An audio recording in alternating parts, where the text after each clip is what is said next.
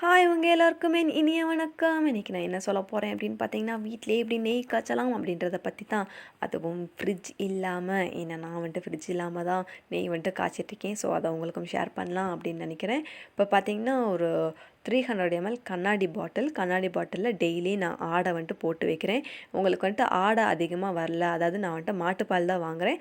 மாட்டுப்பாலில் வந்துட்டு சிலப்போ தண்ணி அதிகமாக கலக்குனாங்கன்னா ஆடை அதிகமாக வராது. அந்த மாதிரி இருக்கும்போது நீங்கள் ஆடை எடுத்து வச்சுட்டு புளிப்பு இல்லாத தயிர், அதிகமாக புளிக்காத ஒரு மீடியம் புளிப்பு இருக்கிற தயிரை ஒரு ஸ்பூன் வந்துட்டு நீங்கள் அதில் வந்துட்டு சேர்த்துக்கிட்டே டெய்லியும் வந்துட்டு சேர்த்துட்டு வாங்க. இதை வந்துட்டு நான் ஒரு தடவை பாலில் வந்துட்டு ஒரு தடவை எடுக்கிற ஆடை இந்த அளவுக்கு இருக்கும். அந்த ஆடையும் சேர்த்து நான் இப்போ அதை அரைச்சி வச்சுருக்கேன். அரைச்சி வச்சிங்கன்னா இப்போ பார்த்தீங்கன்னா இது நல்லா லிக்விடாக இருக்குது. நான் இதை ஒரு 3 மணி நேரம் எடுத்து வச்சிடுறேன். 3 மணி நேரம் எடுத்து வச்சதுக்கு அப்புறமா இது நல்ல திக்கான கண்டனில் வந்துடும், அதாவது பட்டரோட கண்டனில் வந்துடும். இந்த ஸ்டேஜில் நீங்கள் உங்கள் குட்டீஸுக்கு ப்ரெட், அதாவது ஃப்ரெஷ்ஷாக நீங்கள் இதை வந்துட்டு எடுத்து வைக்க முடியாது, ஃப்ரெஷ்ஷாக வந்துட்டு குட்டீஸுக்கு ப்ரெட்டில் போட்டு டோஸ்ட் பண்ணி கொடுத்தா ரொம்பவே அது சாஃப்டாகவும் இருக்கும், ரொம்ப நல்லாவும் இருக்கும். உங்கள் குட்டீஸுக்கு ரொம்ப பிடிக்கும். முக்கியமான இன்னொரு விஷயம், நீங்கள் தயிர் யூஸ் பண்ணுறதுனால புளிக்காமல் இருக்குதான்னு பார்த்துக்கோங்க. அப்படி இந்த மாதிரி வேண்டாம் அப்படின்னா நீங்கள் டேரெக்டாக அதை அரைச்சப்பையே பாத்திரத்தில் ஊற்றி காய்ச்சதுக்கு ஸ்டார்ட் பண்ணிடலாம். உங்கள் வீட்டில் ஃப்ரிட்ஜ் இருக்குன்னா அதை அரைச்சதுக்கப்புறம் ஐஸ் வாட்டரில் போட்டிங்கன்னா மேலே வந்துட்டு அதோட வெண்ணெய் வந்துட்டு வந்துடும். ஸோ நீங்கள் அதை எடுத்து நெய் காய்ச்சறனா காய்ச்சிக்கலாம், இல்லைன்னா நீங்கள் ஸ்டோர் பண்ணி வைக்கிறதுனாலும் வச்சுக்கலாம். இப்போ நான் ஃபுல் ஃப்ளேமில் வச்சு அது நல்லா வந்துட்டு காய்ச்சிட்ருக்கேன். அதில் வந்துட்டு ஈரப்பதம் இருக்கும். நல்லா காய்ச்ச அது திக்காக மேலே வந்துட்டு நெய் வர ஆரம்பிச்சிடும். அந்தளவுக்கு நீங்கள் கிளறிக்கிட்டே இருக்கணும். இந்த மாதிரி பபிள்ஸாக வரும்போது நெய் வந்துட்டு மேலாப்பில் கொஞ்சம் கொஞ்சமாக வர ஆரம்பிக்கும். இந்த ஸ்டேஜில் உங்கள் அடுப்பை சிம்மில் வச்சுக்கோங்க. சிம்மில் வச்சதுக்கப்புறமா பார்த்தீங்கன்னா ஃபுல்லாகவே சைடில் எங்கேயும் அடியில் அடிப்பிடிக்காமல், ஏன்னா அது ஹீட் வந்துட்டு அதிகமாக இருந்துக்கிட்டே இருக்கும்.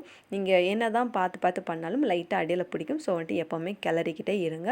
இன்னொரு விஷயம் என்ன அப்படின்னு பார்த்தீங்கன்னா, ஒன்று கனமான பாத்திரம், அப்படி இல்லைன்னா நான்ஸ்டிக் பாத்திரத்தை நீங்கள் யூஸ் பண்ணிக்கோங்க.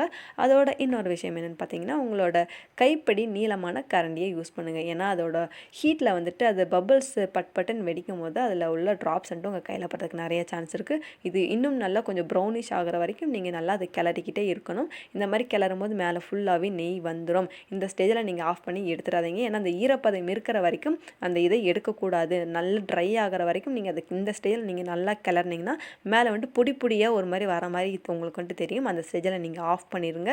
ஏன்னா நெய்யோட பபிள்ஸ் அதிகமாக வந்துடும். ஆஃப் பண்ணிவிட்டு இந்த நெய்யை ஆற வச்சுருங்க. ஆற வச்சதுக்கப்புறம் மேலே பபிள்ஸ் இருக்கும், அடியில் வந்துட்டு நீங்கள் அந்த எல்லோவிஷாக இருக்கும் போதே அதை ஆஃப் பண்ணனால அந்த ஹீட்லேயே வந்துட்டு இது ஃபுல்லாகவே இந்த பொடியெல்லாம் ப்ரௌன் ஆயிரும்.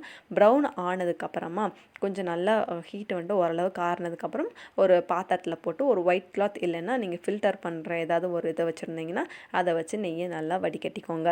வடிகட்டிட்டு அந்த டஸ்ட்டை பத்திரமா ஒரு குட்டி கண்டெய்னரில் போட்டு அதோட அந்த கிளாத்தையும் உள்ளே போட்டு நீங்கள் க்ளோஸ் பண்ணி வச்சிடலாம்.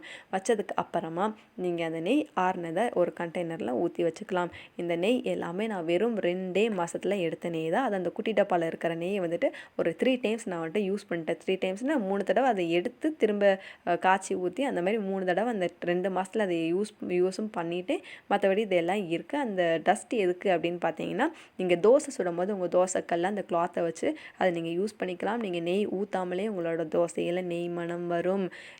இந்த வீடியோ உங்களுக்கு கண்டிப்பாக யூஸ்ஃபுல்லாக இருக்கும்னு நினைக்கிறேன். உங்களுக்கு மட்டும் இல்லாமல் உங்களுக்கு தெரிஞ்சவங்களுக்கும் இதை நீங்கள் ஷேர் பண்ணுங்கள். தேங்க்யூ ஃபார் வாட்சிங். எப்பவும் சப்போர்ட் பண்ணுங்கள். தேங்க்யூ.